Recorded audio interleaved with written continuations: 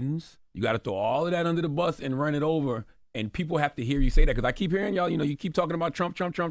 No, but your party has been just as ineffective and just as corrupt in a lot of ways. Trust me, I hear you because I've been critical about the style of leadership that gave rise to Donald Trump. Is also a style of leadership within the Democratic Party.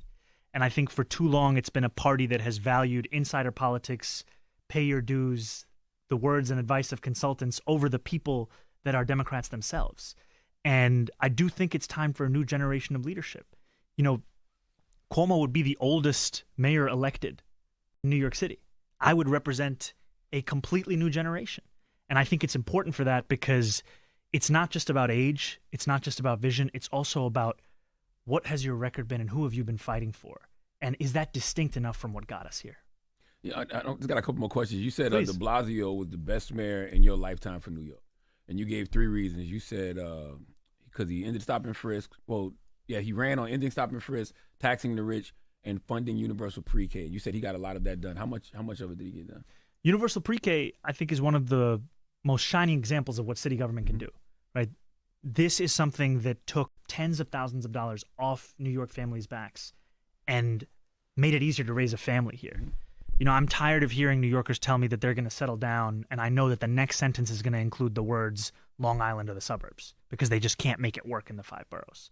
Part of making it work is making it easier to have childcare. Today, the average cost of childcare is $25,000 a year. That's more money than it costs to send that same kid to CUNY 18 years later. Those, I think, are accomplishments. Now, it's not to say that there is no critique of that time in office. I mean, I'm somebody who was on a 15-day hunger strike alongside thousands of working-class taxi drivers fighting that same administration for debt relief. And we were able to come to an agreement where we won $450 million in debt relief for those taxi drivers.